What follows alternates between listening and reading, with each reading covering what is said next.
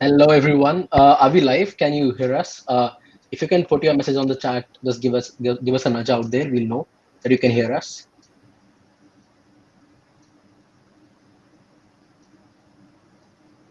Um, okay, I think we are audible. Yep. So yeah, hello everyone. With me today is Ramki. For those, he's a pretty popular face in the tech industry.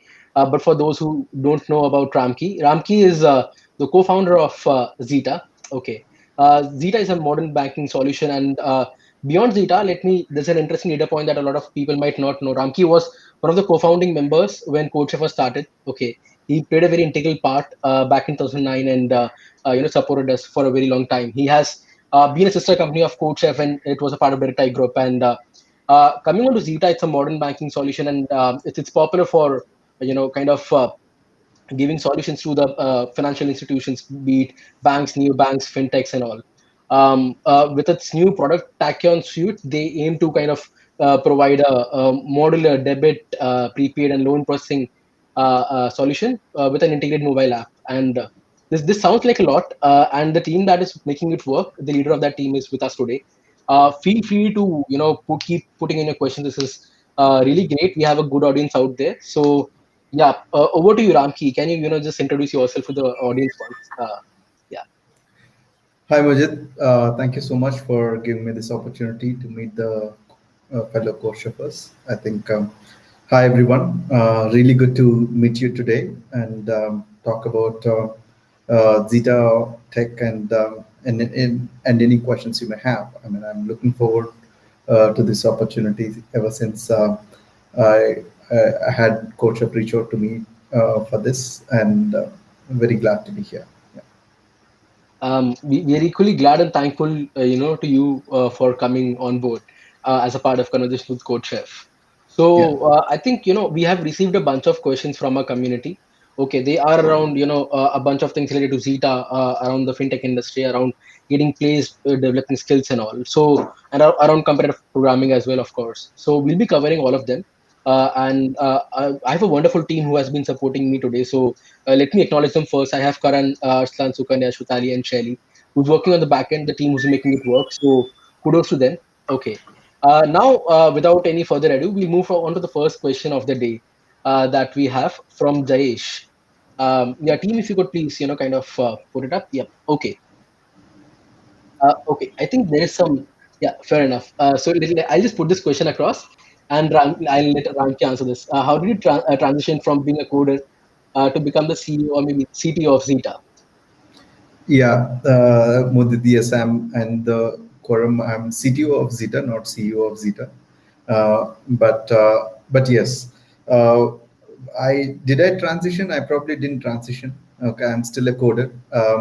The best days of my job are when I'm programming, although they are few and far in between these days. But I still would love to talk to my team as a programmer, be with the team as a programmer, and that truly is what makes me happy.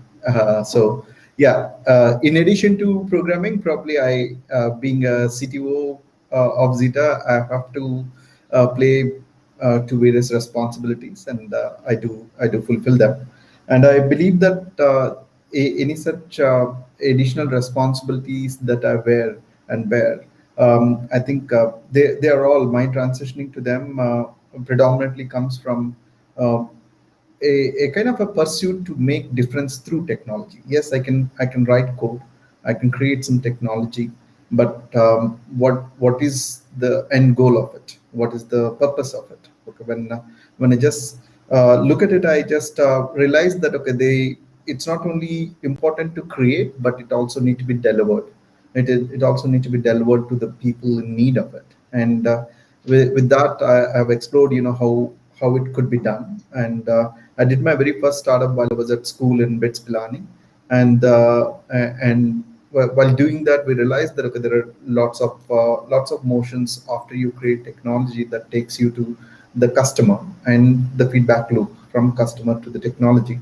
So once you just being a programmer, you're a problem solver at the first place, and you just look at now whatever things to be done, what is already solved and what is not yet solved. So everything can be articulated as a problem for yourself, and start solving problems. And I think, like, end of the day, it just boils down to that. So for me, the transition wasn't very difficult. I was able to kind of state problems with an appropriate problem statement, and solutions followed. So I think, like, it's about seeing the world, seeing the purpose. If you are able to articulate the purpose to yourself very clearly, you'll find uh, everything in the journey as a problem to be solved, and you'll solve that. That's how I relate it. Right, right. Well, that's an interesting viewpoint there, but something that maybe probably the audience wants to understand from you, because Zeta is not only just a startup out there; it's really killing it in the financial in the fintech Yeah. industry. It's pretty much popular among the banking the financial institutions. So how did you come up with this idea? And I think this brings to the next question that we have shortlisted from the community. Team, if you could please put that up, I'll quickly take it up. Meanwhile, yes, if anyone wants to put up any question, like I can see there are a bunch of people asking questions. That is pretty phenomenal. Keep doing that. We are, my team is taking a note of it, and we'll take it up.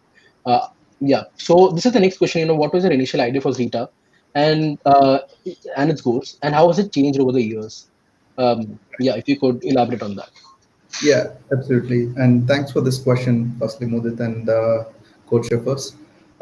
It is a phase in time, when I spent a adequate number of years at Flock and Directi, and wanted to go back to entrepreneurship, find another problem that is worth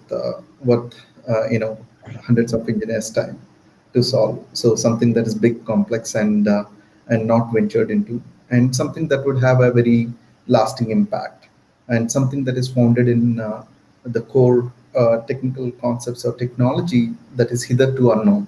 Okay, so typically my evaluation of anything to do uh, relies on this. What is the core tech foundation that is not yet attempted, but if attempted, it would change something dramatically for Hmm. for the constituents. It could be various customers, clients, whosoever you can call them as.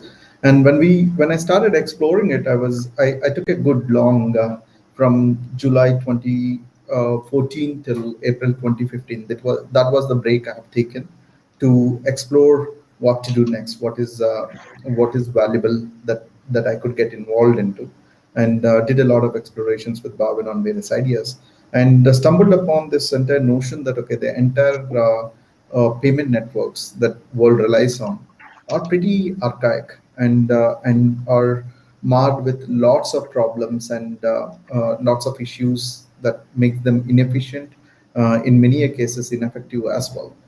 So that's like, the number of participants involved in moving money from one place to another place, and how much uh, dated those systems are, the capabilities that are that they could enable. All of these were severe challenges, and they make the entire process very expensive and very time consuming. Like, so therefore I said, like, this is not the way they could be in today's world, and this is not how those systems uh, could be rethought, if you were to start from now. So we just built a lot of hypotheses, validated a lot of things. What are the cause of concerns in these areas, and came up with a thesis where, back in the day, if you just remember 2014, Bitcoin was very popular. It was making waves, but at least I felt that, okay, that's not the way to actually democratize money for the world, because money is very deeply tied into uh, the reserve banks and the economic sovereignty of the country. It can't be taken away from each of the political ecosystems or countries that we have created. So it required a different approach. So built a thesis in terms of how you could actually make money and banking accessible to the whole uh, world, uh, in a much more cheaper and cost efficient and effective way, while retaining while kind of eliminating the hurdles that are there. So we built a thesis, Pavan and I. We worked on various models and said that, okay, this is what we would need to start. So that's the background. So by about January 2015, we are sure that okay, this is what we are doing. Okay, so this research phase lasted from close to September to January. We read about as many things as we could about regulation, as many things as we could about payment systems and whatever not that's there to learn about, and built a thesis which takes mobile as a foundation, cloud as a foundation, uh, talks about how you could democratize banking, and created a thesis, and then started building some wireframes mocks about how it all can pan out as a vision for us, and started recruiting people from about February, and we started on April 1st, actually April 1st 2015. And ever since, what has changed? Obviously, what we commercialize has changed, but what we meant remained the same constant thing. We wanted to completely revamp the payment system. So the world, that is constant. Our pursuit continues there. We wanted to democratize banking. That is constant. Our pursuit continues there. What may have changed is what are the commercial products that we have launched using this framework or theses that we had, and those we have iterated quite rapidly, and a lot of things have been in the market. Several of them succeeded, several of them didn't succeed, and so on. So, but the core of what Zeta was meant to do remained constant, thankfully. Oh, nice. That's nice. I'm intrigued to ask this particular question. You mentioned that, and I was a bit aware of this earlier as well. That what you and Bhavin did in the initial phase, that was backed by solid research. You mentioned that you kind of did a pretty long research from. I mean, long could be a subjective term, but yes, you kind of did a research from September to January. So, how was that journey like? Was it a stipulated time that you kind of kept? Okay, I have to kind of research for this much time and then jump to the market. How did you take decisions back then when you were just building the foundations of your Yeah, investment? yeah, Madhut. We didn't have any stipulated time. I mean, I don't. What we needed was something that we are convinced to do, right? Okay. What we needed was that okay, this is a big enough problem, and more importantly, whatever thesis that we are building, we are able to stand by it. Okay, we are able to critique it, and reason it, and find out that okay, what we are saying has true meaning, true sense, and it need to be done. So that conviction need to be built, right? So it is very easy to say that okay, money is everywhere, and movement of money is a pain, and we'll solve it. Okay, but what exactly does it mean by solving it?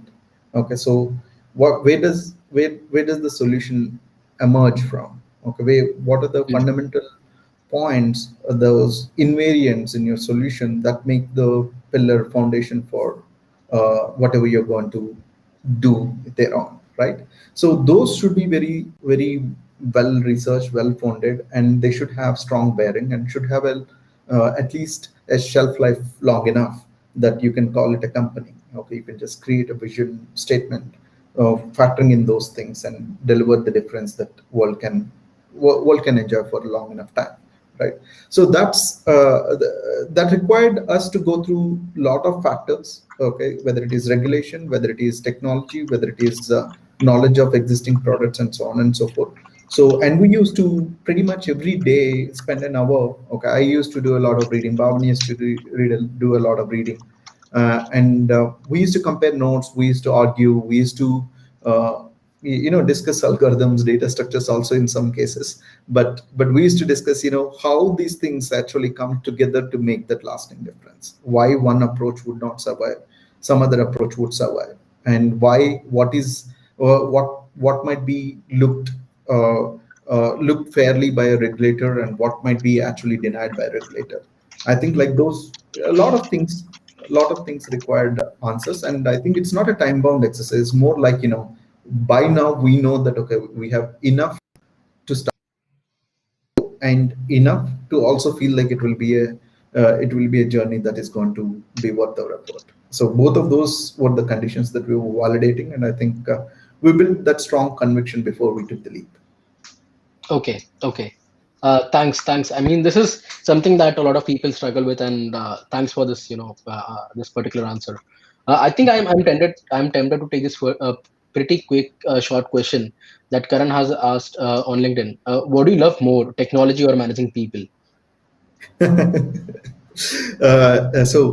Personally, I love technology, and I enjoy spending time with people. And more importantly, more complex challenges come from people than from technology. That's true that I realized. So yeah, I think like you should be equipped to manage people and should love technology. That's how I look at the way to do things. So and I do that way. Okay, okay, thanks. So the next question that I want to pick is, Teja has asked this particular question. It's around Zeta's product. So Teja has this particular question: how your innovation in Zeta's mobile wallet is different from existing mobile wallet, and why? I mean, we were putting it as it is, like for letting you to answer and clarify on that. Right. Yeah, absolutely. So there are many things that we did for the very first time. Several of them not commercialized. Karan, is it from Karan who was asking this It's question? from Teja. Teja, yeah, Teja. We couldn't commercialize a lot of things. People who use Zeta Wallet sometimes make comments that okay, hey, you guys are actually using it as a alpha testing ground for something really big. Yes, and that's how we have done it. Like very foundational thing that you would see is like in many places. Particularly wallets in India, they're just like holder of some money, okay, some small value of money for transactions. We said that okay, that's not a wallet. Okay, you don't put a couple of notes in your wallet. If you just actually open your wallet, the physical real world wallet, you will have multiple cards in it. You will have money in it. You will have your identity details in it. You will have quite a lot of interesting things in it. Okay, each person's wallet is very different. Okay, so what we modeled is that okay, wallet is a collection of sources of money, okay, places where you can actually keep money, and rather than just actually wallet being the place to hold money itself. Okay, one of the purpose of wallet is to hold money, and at a very foundation level, that made a lot of difference to us. And thereby you would see that, for example, we have created something called supercard. There are a lot of derivatives from this foundational difference. We created something called supercard where you get only one plastic card, but behind that you can link multiple other cards like Visa, Mastercards, Amex cards, or you could link your credit card, your credit account, that is a loan account, overdraft account, savings account, or a prepaid account, all to this single card. You swipe at one place, depending on whatever be the algorithm that you want for that particular transaction. Based on that, it can check which account to actually take the money from. So we commercialize that in employee benefit space, where employee gets one card, but depending on whether they are spending at a fuel station, whether they are spending at a restaurant, the value from their fuel account or a meal benefit account will be debited. Okay, so that is this algorithm is running on the cloud, and depending on the where the transaction is happening, the money that need to be deducted is chosen from different accounts. This is one difference. Now we have done a lot of stuff. I think like in enabling very complex payment transaction orchestration here. So yeah, that's how at a very fundamental level it is different from what you might see with other wallets. Okay, okay, fair enough. So I think Sushil has asked this particular question on LinkedIn. He wants to understand about how does Zeta work? How is maybe on the tech end, how does it work? If you can elaborate to our programming janta out there. Okay. I don't know. Is how does Zeta work is a very broad question. Maybe I would interpret it as like what is the technology stack of Zeta? Is that a fair interpretation? Yeah, maybe let's go with that because yes, it's a broad question, but yes, let's go with the technology stack. Yeah, I mean, like at the very outset, like we build what we call as AWS for banking.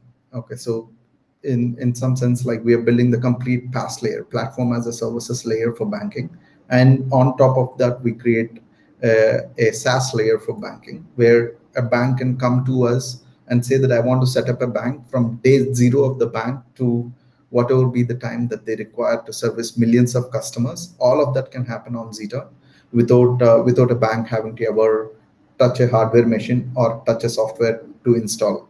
Now it might be pretty commonplace for all of you guys, but it is a remote possibility for a bank that we are making it possible. Okay, so to make that happen, of course, naturally we use a lot of cloud stack. Okay, so we run on Kubernetes, we run our own AWS Lambda equivalent based on OpenWhisk, Apache OpenWhisk. We have a lot of data processing stuff that goes on Spark, Apache Flink, and we do a so there is that to it, and a lot of programming happens on Java. About 80% of programming happens in Java, with a fair bit of Python and Go where required. And we have a fairly robust architecture which enables us to run across various data centers for banks. Banks are very particular about data security, privacy, and whatever not it is. And more importantly, by regulation, they require the data to be a resident in the country where their banking operation and banking customers are. So as we operate, as we serve customers across close to 7 countries now, so we have the banking of the technology running in as many jurisdictions, so to speak. So it's a very interesting mix of things that happen. But broadly speaking, yeah, we build PaaS and SaaS for the bank, and banks come to us, spin a what we call as a zone for themselves, and do their transactions as though we are just able to send email messages by signing up for Google Suite. Banks are able to sign up for Zeta Tachyon and are able to give credit cards to their customers. They're able to do debit cards to their customers, and they're able to offer savings accounts to their customers, and so on and so forth. So in a nutshell, it's like that, with the flavor of technologies that we just spoke about, and quite a lot of interesting problems to deal with in that space. Yeah. Thanks for that elaborate answer. Uh, uh, Okay, so the next question that I want to kind of pick up is by Deepak Yadav. He has asked this question while registering for the particular AMA session. He asked, "Is comparative coding relevant enough with respect to the work procedure at Zeta?" This is in lines with what you have mentioned. Do you think CP kind of plays a role here in this entire CP is like comparative programming? It plays a role in this entire scheme of things. Yeah, competitive programming is a specialized skill, I would say. Certainly, it nurtures you to think about problems and act on them swiftly. And more importantly, when you're acting on them, you take certain parameters into account. Is it efficient? Is it complete? Okay, both of these are constant questions you need to ask as a programmer whenever you are solving the problem. Okay, so being a competitive programmer, these are kind of hardwired into your thinking. That's a good place to be in.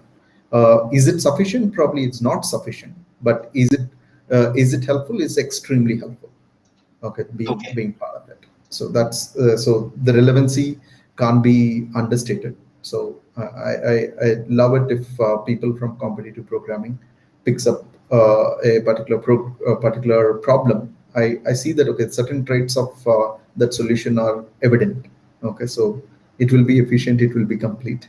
Well, it's just that you don't have a test program validating it. You have to write your test also. That's the only difference. But that otherwise, I think, it's going to help you in reasonable number of ways at work. Okay. Okay. As an extension of this, I want to pick this particular question asked by Manish Kumar Mahato. So Manish asks this on YouTube. He says, "What are the qualities that you look for a candidate when you're hiring them?" So I think like Zeta is anyway popular for recruiting some of the best tech talent out there. Right. But yes, in an objective sense, what are the qualities that you look for? Yeah, absolutely. I think, Zeta is a engineering first company.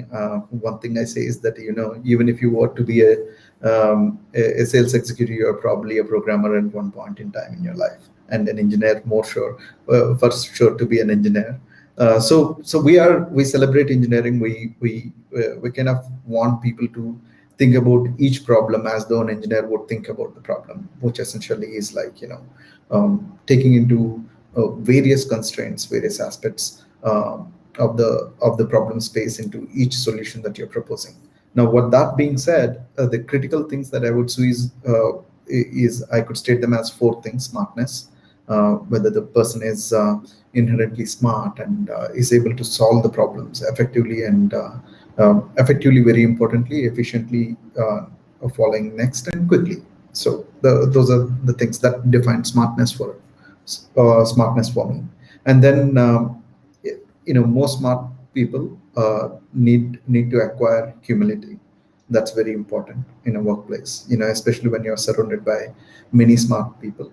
Maybe you'd learn humility from the air, but it's very important to just be sure that, okay, we could be as good as we are, but also others could be better as well, right? And give that space for people to bring up their ideas, talk to them with a good intent to listen to them fully. Okay, so I think humility plays a very important role in people to collaborate and succeed. So humility is the next thing I would talk about. And third one is hardworking. Okay, so you could be smart, but unless you put in the effort, we would not we would not deliver to our potential. I think, we see it as, delivering to your potential is minimum obligation that we are moral obligation that we all carry. So to be able to do that, we need to be hardworking. There's no two ways about it. That's the third one I look at.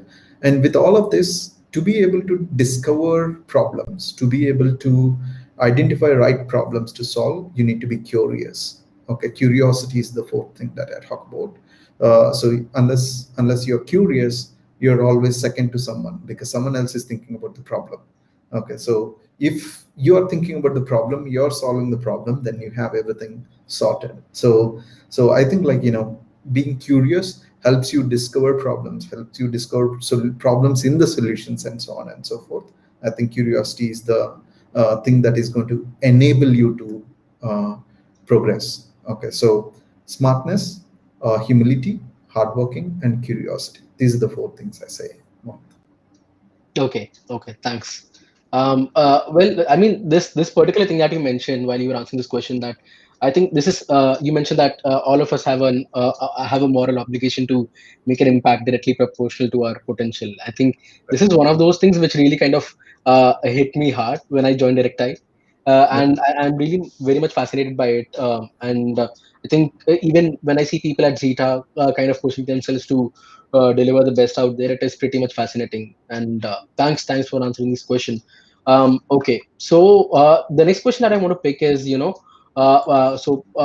these are more of the qualities that you mentioned about a particular candidate. Now Harsh has asked this particular question: how should someone prepare for a software development interview or an interview at Directi or Zeta? Yeah, I think the word prepare is, I think, the operative word here. Okay, so it's like this, right, guys? We may be good at 100 things, okay, but unless we brush up, probably we may not be able to put them all cohesively in one place when someone asks us a question. Okay, should I prepare for this interview on this platform that Modit has enabled, an academy and CodeChef have enabled? Maybe I don't have to prepare my answers, but I need to be mentally prepared to participate in the interview. It might be I'm not creating answers here, but I'm responding to what I already know, but yet I'm prepared mentally to take these questions. So the preparation could vary from just being mentally present to take those questions in that particular place. And in some cases, and which could happen with all of us, is that, okay, in the current engagement at work or wherever we are, we probably may not have had opportunity to exercise everything we know. Therefore, they would have gone to a deeper memory than the peripheral memory that you could call and just answer quickly, because an interview is not about a problem solving with an unlimited period of time. If you It's like, in some sense, participating on a challenge on a courtship, right? You have to solve that in a specified amount of time. Given unlimited amount of time, probably a lot more people would be able to solve those problems. But to be there, you would practice, right? So I think, a preparation practice, I think, is a constant thing, no matter whichever problem that you are going to confront. Okay, if you could prepare for it, why not? Okay, if you know that you're going to confront certain kind of problems, what's wrong harm in preparing for it? That allows you to deliver your best, without having to worry about whether or not you would be able to deliver your best. So I think it's if the operative word is prepare, um, I think we all should prepare for whatever we are going to face. So if we can, then that's great. Yeah. Great, thanks for this answer. So on this note, like while we are talking about how one can develop themselves to get a job at Zeta, at the same time, I'm tempted to ask this particular question. Like, there is a good amount of people who are pretty much competent. What does Zeta bring to them, bring to the table as an employer? And why should they prefer Zeta over other companies out there? If I would want to hear that from you. Absolutely. I mean, I think I borrow from what you mentioned, Mudit. Everybody should deliver to their potential. And we have a moral obligation to do that. And to be able to do that, we need an enabling vehicle. Okay. We need an enabling environment. We need an enabling vehicle to deliver our potential and make that impact. I think Zeta could be that for a lot of people. A lot of people. Okay. So because one, you need people equally competent to be able to brainstorm your ideas and validate them with. Before you actually go about investing, you probably want to talk to people, validate those ideas. So you need good people surrounding you. I think that's one thing. When you're at Zeta, you can be sure of you'll be surrounded by really good people that you would enjoy talking to, that you would enjoy brainstorming with. That's one thing that is necessary. Okay, and if you really care to deliver to your potential, that's one thing that a hygiene factor you can't miss out. Okay, I'm not saying that's the only thing, but that's a very necessary thing that you shouldn't ever compromise on. It's like going to a certain kind of school versus certain other kind of school. Why do you evaluate? Why don't you go to any school anyway? You have to spend 4 years, but you try to go to a certain school because at that school you will get like-minded people. You will be able to argue. You will be able to debate. In the process, you learn, right? So that's something that Zeta can definitely enable. That's one very important thing. And the second thing is the problem space, right? What I just see is that um, our problem space is technology itself. We don't use technology to solve, let's say, e-commerce problem. We don't use technology to solve a for example, a delivery problem, supply chain problem. None of those. We use technology to solve for technology. Okay, the challenges of banks are technology challenges. We are a technology provider to the bank rather than we use technology to give a credit or a loan or whatever not it is. Our problem is just solving for technology. It's like, in some sense, building AWS versus building Amazon shopping cart. Okay, both of them are very different. Okay, so yeah, both of them could be from Amazon, but you particularly this community understands the difference between what might take to build AWS versus what might take to do a payment page on AWS checkout, right? There are different challenges. I'm not saying they're a lesser challenge, but this is the kind of challenge that you would face. Building AWS is the kind of challenge you would face while at Zeta. I think that several people love that kind of a thing. So that's something that Zeta gives you an opportunity to play with. And we are people who celebrate engineering. Okay, so I think like we go deep and hard at engineering problems, and we have so many releases just thrown uh, off the roadmap because we have engineering challenges that we want to solve and we need to solve. So there are quite a lot of things that we do. Dedicated focus on how we develop technology itself. I think that's another important difference that we do. And obviously, you're surrounded by a lot of people who are experts of their trades. Okay, in engineering, and you would have opportunities to learn from. It's not like you're left up to your own means of exploration. Well, that is always there. You also have people who could borrow from their experiences, borrow from their knowledge, and take guidance. I think these are the things that while people may be able to say that you can feel very deeply in the air of Zeta when you're working. So those are the things that Zeta uniquely brings to you. Okay. Yeah. Thanks for this answer. I think that was a very clear and clear, strong proposition that about how Zeta differentiates itself as an employer. Next thing that I want to kind of pick up is Anish has asked us while registering for this particular AMA. He wants to know your thoughts on. So this is again a slightly broad question because multiple avenues are covered. But yes, what are your thoughts on latest trends like artificial intelligence, deep learning, business intelligence? Do you Yeah. think will they be in demand in the near future? Yes, I mean, I think, again, thanks for this question. Business intelligence, depending on how you look at it, probably was around for more than, sorry, 2+ decades already. AI and deep learning are relatively new for commercialization. They have been in the research world for also more than 3 decades. But from a commercialization perspective, they are widely accessed and available right now, given the various other developments that we have enjoyed. So I believe they're mainstay things. Okay, they are not trends that will that to watch out for. They're just like for the practitioners. A lot of people see them as natural things. It's like, whether object oriented programming is here to stay. I mean, that's a paradigm of programming, problem solving.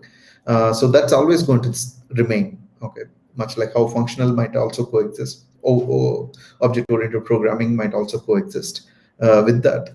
I see AI and deep learning are also the vehicles analogous to that. Okay, they're not going to be trends for short term. They are actually patterns of problem solving, right? In certain ways, certain problems which are, you can call it as probabilistic, heuristic, and non-deterministic in nature. You have to use these techniques to solve those problems. So they are going to be there forever. And as we are able to scale out computation and make more and more computation accessible to everybody at a much cheaper cost, these things become a lot more accessible. These approaches become a lot more accessible to all of us. So you'll see them happening in a lot more simpler things. Today, if you just look at it, there was a keyboard. The keyboard remained, the QWERTY keyboard remained the same for now. I don't know, like 6+ decades, so to speak, from the time typewriter is invented. But that is powered by deep learning now. Okay, so you do a swipe and you get so many suggestions. So in something as common as that, you see deep learning and AI applied. So that's what is going to happen. They are going to be completely pervasive, and you're going to see them everywhere. They're not just trends, they are just problem solving approaches that we all need to work with, we all need to master, right? So that's how I look at them. Okay, great. Thanks. On this note, I think someone asked this particular question earlier. Does Zeta use any of these? I mean, definitely it would use some of these technologies at some other place, but does it use things like deep learning in its own tech stack? Tech stack. Not as much yet.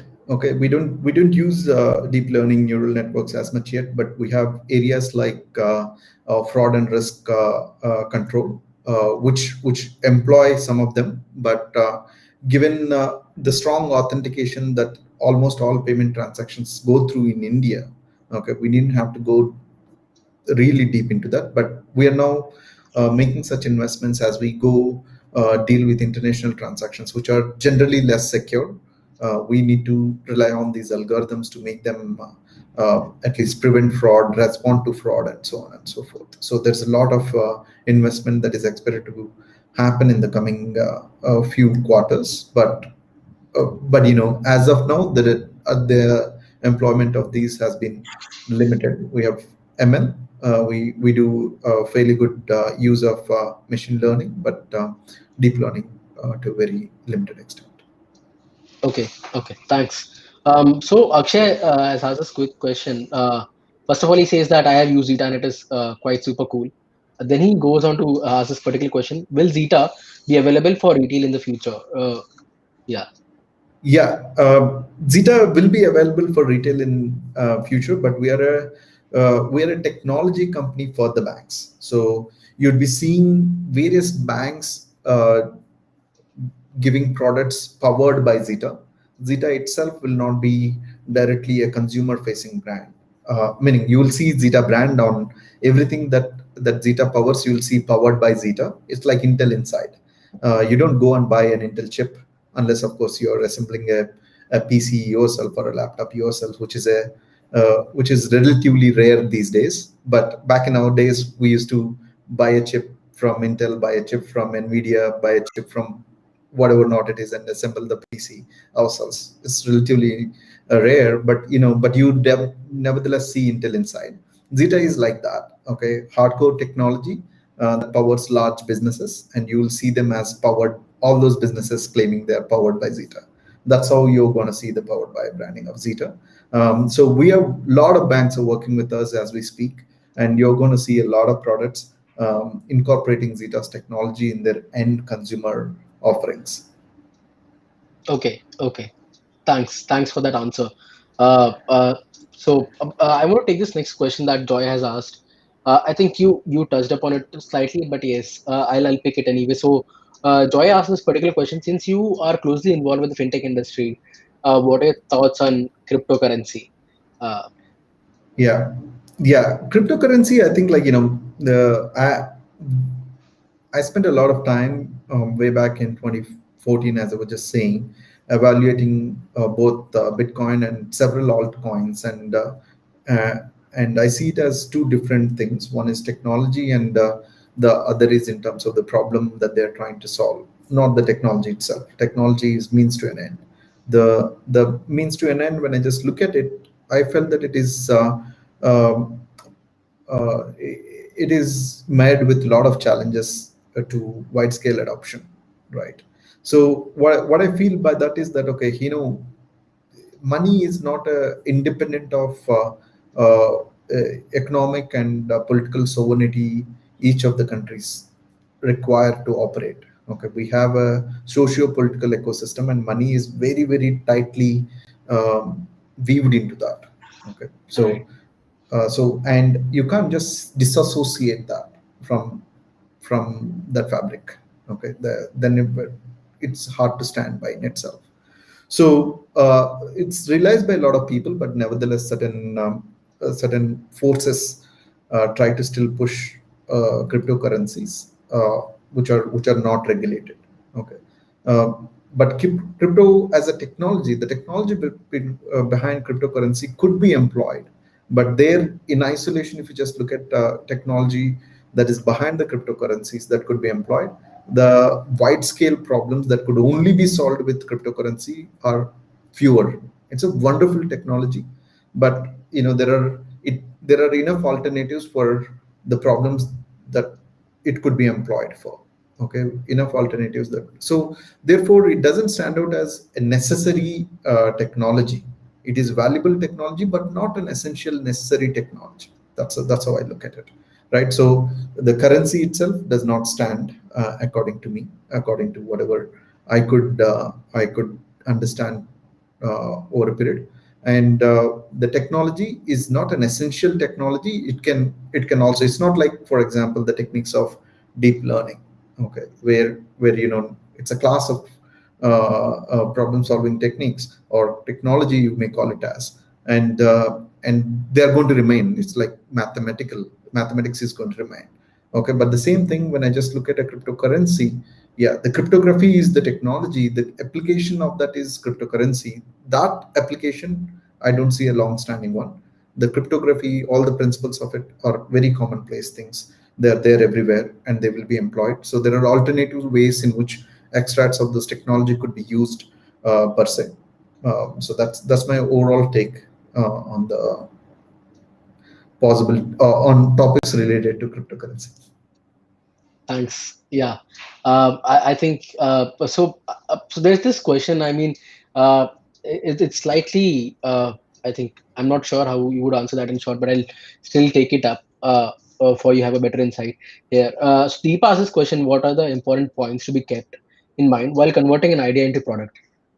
So you mentioned about the social political factors playing out in the case of cryptos. You mentioned about a bunch of other things related to user behavior while talking about challenges at the consumer end and the banking end at the Yeah. end of the bank. So, but yes, as a whole, how does one look at it when they are looking to work on this particular problem statement? Right, absolutely. It's a complex question, and of course, there is no definitive answer. I know, uh, Deepa, you would admit that you're not asking for one solution to this, but I think it is also very important to recognize that it is specific to whatever be the problem area that you're just talking about. Okay, you know, without being too boastful, if you just were to look at, the problem area probably Elon Musk was trying to solve with SpaceX. Okay, the product that is going to come out of it, the gestation period, the tenure, the kind of iteration that he may have to go through, and finally, what is his validation criteria? All of them could be very, very long drawn. Okay, but what you're just talking about is a product that I would expect someone to go away from WhatsApp and use my product for this kind of an interaction. The way to go approach that is it is probably substantially different from that. So it is very contextual. But what's important is that you need to have a very strong thesis for your product, because this is really what my product is going to be about. Okay, and it could change from time to time, but at any given point in time, you have the strong thesis, and that thesis is validated. How soon can I get to validation of that?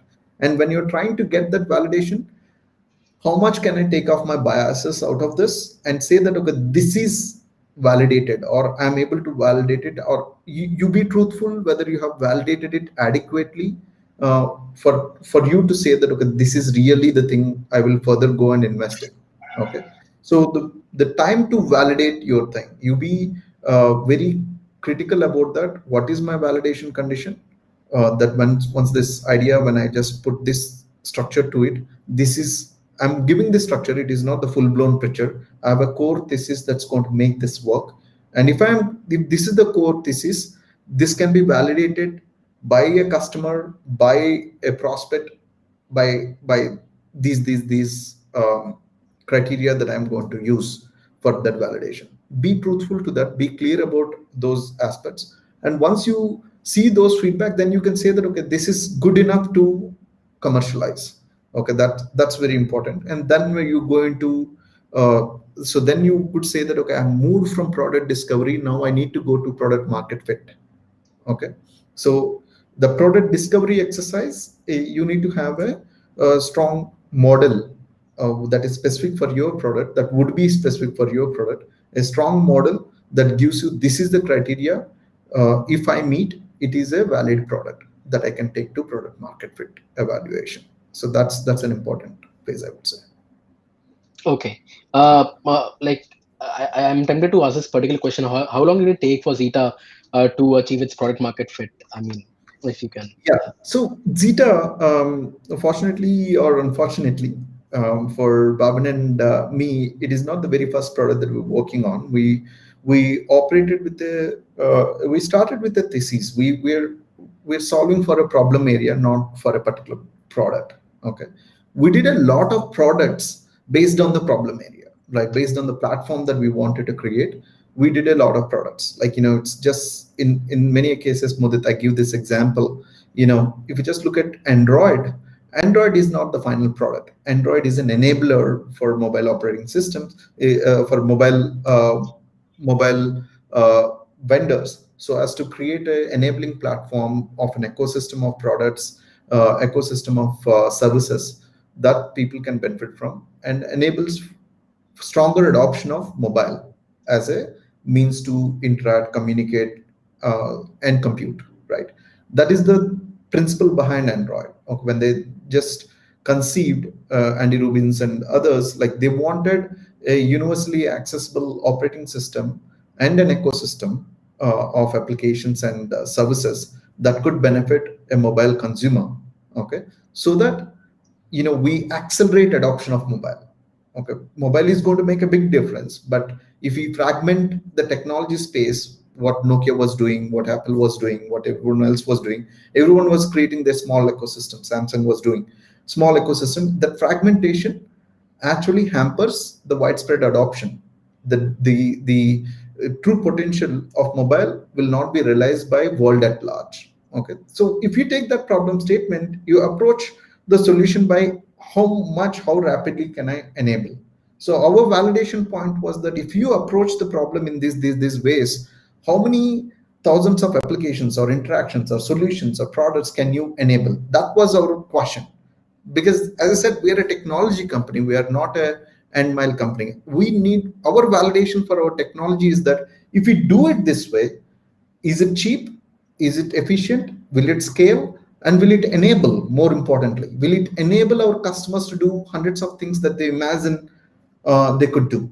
Okay, that is our validation criteria. To validate that, we created that products that could be run on the platform. Our employee benefits is one such product, our gifting is another such product. Then we created a dozens of products to demonstrate that these products could be built on this platform that we are trying to build. Okay, much like how Android or Windows, if you just look at it, Windows is demonstrated by shipping a dozens of apps pre-bundled and Microsoft itself built them.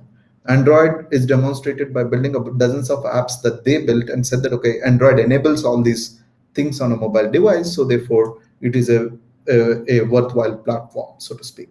That's what validation for us was. Validation for us was a very long gestation. We had to build a platform. We had to also build various unique businesses or products on top of it and demonstrate that, okay, you know what, you could build a complex benefits business on top of our platform. You could build a complex authentication system, payment authentication system on top of our platform with whatever be the things. So those are the things that we showed as a proof of concepts for our customers.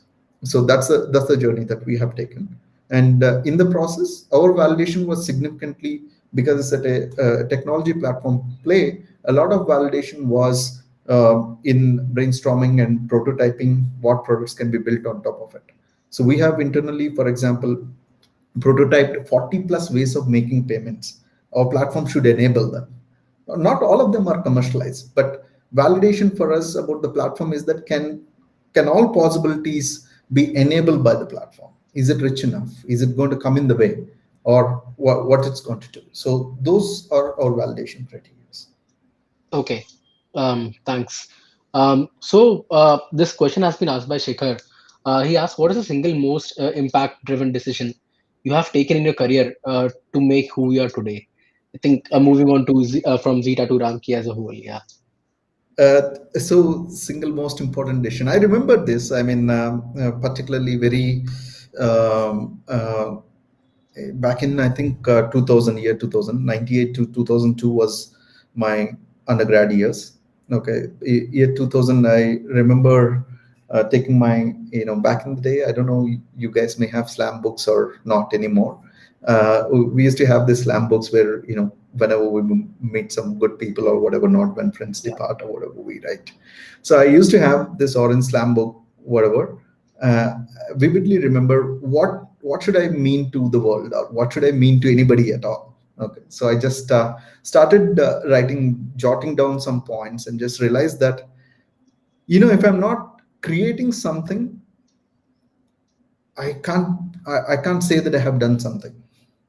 Okay, so that is like, I might learn a lot of stuff. To what end?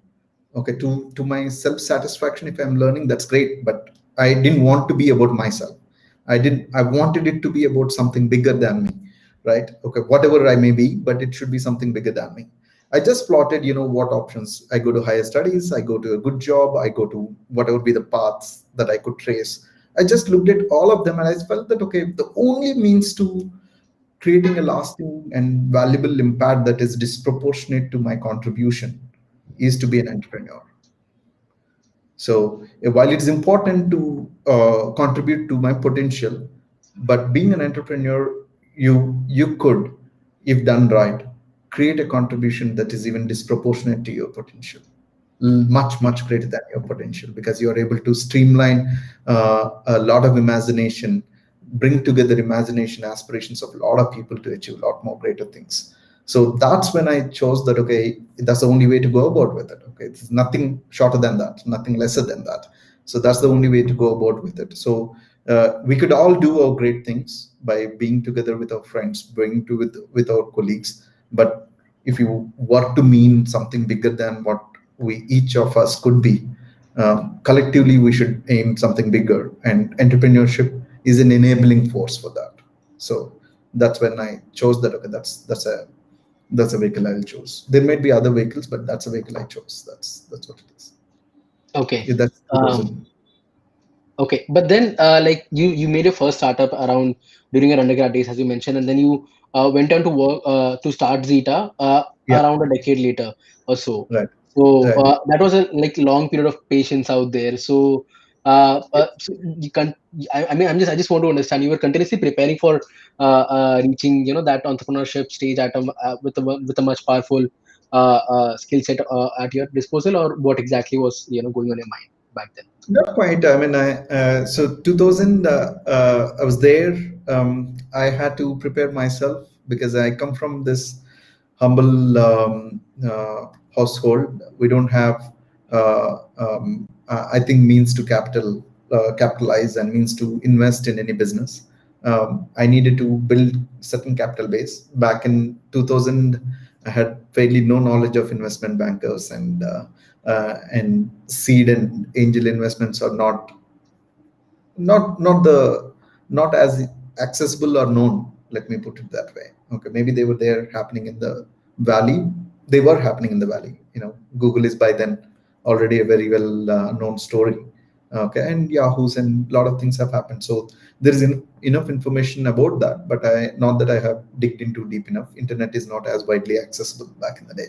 And you're in Pilani, remember? So so there is only so much access that you got.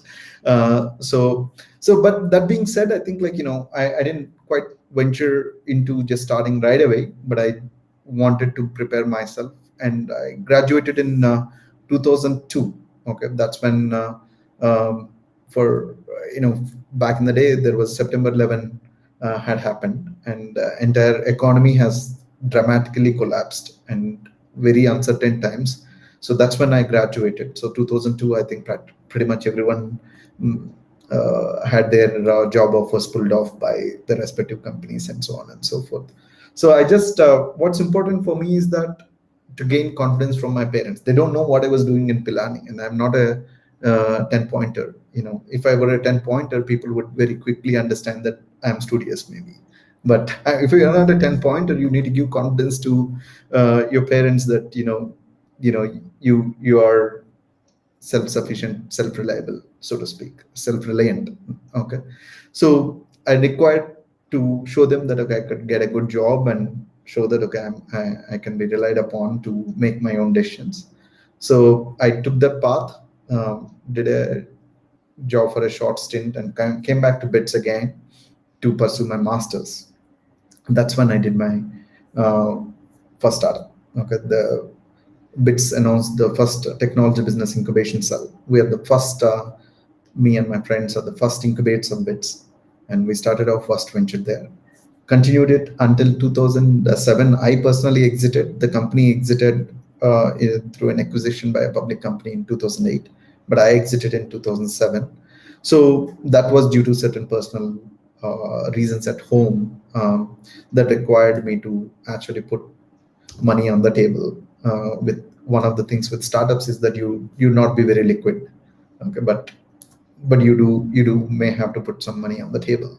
So realize that, okay, it's important for me to have certain kind of a minimum level of savings, so that family and whatever may be the critical requirements, they are addressed. So I took a brief period of a break from entrepreneurship, created the stash so that I don't have to, for emergencies, I don't have to rely on anybody. Okay, so I created some stash for that, and thereafter came back to do my venture. So 2007 to 8 9 is when I could say that I'm far away from entrepreneurship, or further away from entrepreneurship. But 2008 is when I joined Directi, and with Bhavin, I never had a feeling that I'm not an entrepreneur.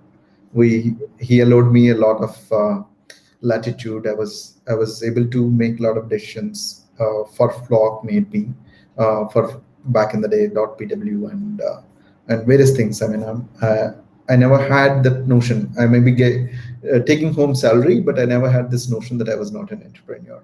So it satisfied my aspirations, and And after few years there, I said that okay, there could be a different problem space, much bigger, much more ambitious, that we could explore.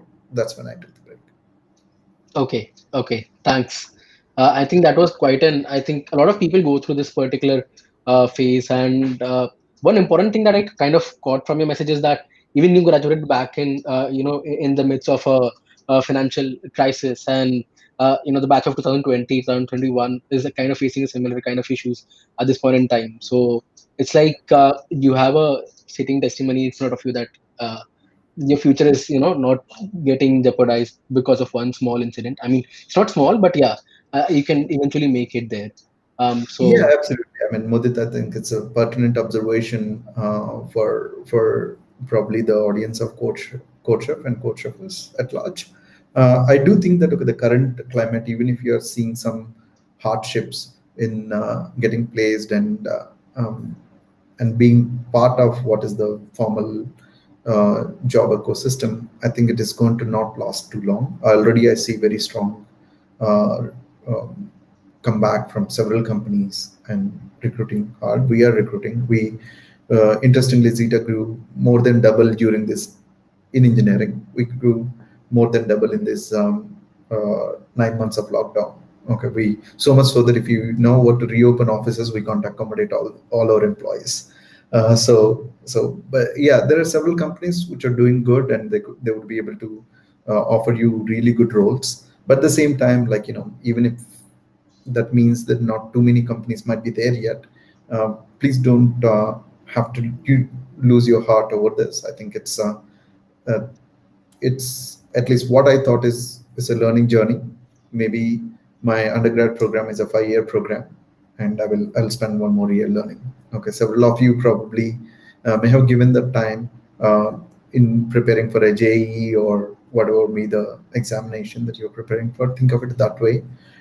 It is going to come a long way in making you a much better person, much better professionally, much better person in contributing well to the success of the organization that you're going to be part of. okay, great. Yeah, thanks for that message. I think we are out of our time.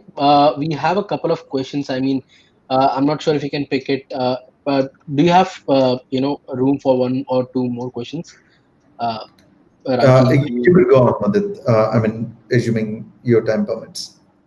I think this has been an interesting discussion, so I'll take one last question Yeah. out here. Okay, so we definitely wanted to time box it to 1 hour, but this is a question that has been asked by multiple people, so I'll quickly pick it up.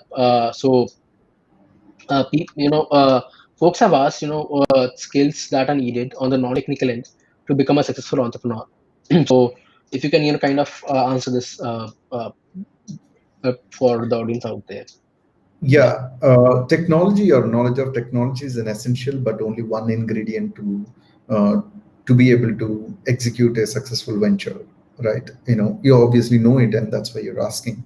The way I would say is that okay, there are a lot of functions that are required for a company to work, maybe marketing, sales, and whatever not it is. Each of them are a craft in themselves. So you may not need to be master of all. Okay, first and foremost, for you to succeed as a venture, you need to produce something. Focus on that.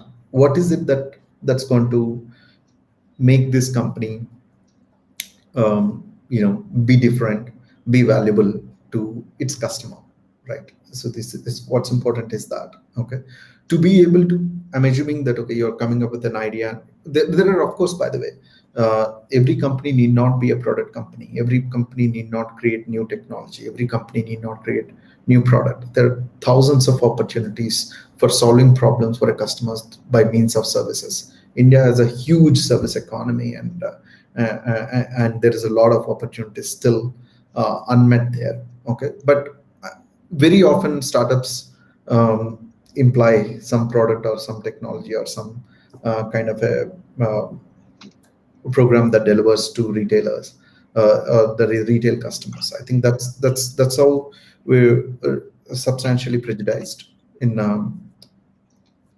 schools maybe. Okay, but I think there are a lot of opportunities. The space is quite wide outside these. You could consider them, But in all of those cases, what is it that I really want to offer, and how quickly can I validate it? The means to that, one is technology, if you just say. The other is ability to explore those relationships, those contacts, and make those conversations. Okay, big sitting in a box, uh, which I kind of spend a lot of time in. But sitting in a box does not help get your idea across, get your product across, get what problem that you're solving across. So you need to be able to just communicate. You need to be able to socialize your idea and make sure that you're getting that validation early enough. I think that's one skill, if you may call, if you are a founder, if you are the entrepreneur. I think that's very important that you actually focus on that. How effectively I'm able to communicate, and how I'm able to incorporate that feedback as rapidly and as efficiently as possible. Those two traits will take you a long way. Then, of course, ability to attract talent, to get like-minded people to contribute to your idea. So I think the early stage you should just only focus on those. Okay, okay, fair enough. Thanks for this, word of advice. Just to wrap up, I'll take up the last question that has been posted by Ergo. It's a pretty quick question. I think, how difficult is it for a new company to survive in a $5 trillion economy? So, $5 trillion economy, or more. Okay, for a new company, it's going to be the same thing. It really doesn't matter what is the size of the economy. You only care about the first 10 customers that you're going to get, first 100 customers that you're going to get, first thereafter first 1,000 customers that you're going to get, maybe. So for you, when you're looking at your product, your solution, it should be about that. It should not be about what are the macros and whatever not it is. Macros might aid, but macros will not make you big. Okay, macros, first you need to focus on product discovery, product market fit. Those exercises don't need thousands of an atmospheric opportunity of euphoria. What they need is, did I identify a problem? Is the problem valuable to be solved for a customer? Will the customer pay for it? Whatever the basic tenets of that. That's what I think you should be focused on. And your space probably is going to be 30, 40 prospects or whatever it is. It's a small digit number. Okay, it is not a macroeconomic problem, macroeconomic opportunity that you would be really worried about in the initial days. Okay, if you're a new company, stay focused to what my product is and who are my initial adopters are. And initial adopters, you don't need thousand of them, hopefully, depending on what you're just looking at. Who are your initial adopters that can give you good feedback and mean what they say, right? So that's the choice that you need to make. And for first several months, it's going to be, life is about them. Life is not about a $5 trillion economy or anything outside this. Okay, so just stay focused until you get your product, until your product discovery is complete. Just stay very focused. And in the product market fit also, you don't have to conquer the world in the first iteration. Okay, you will just take it iteratively. So I think that's, a new company can survive as well in any environment. If you're spending 1 million and if you get 10 million back, that's a good outcome. Okay, for a small company. So yeah. a small company, and thereafter you look at scaling it. Okay, so focus on that.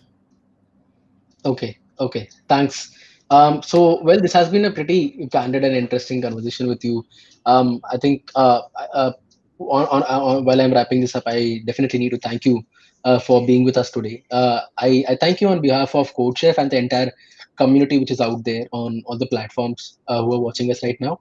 Um, but to the programmers, if you like the content, if you want to see more of it, do hit the like button. On YouTube, you can subscribe as well and share this video with the ones who you think could benefit from what Ramki shared as an insights from this particular discussion.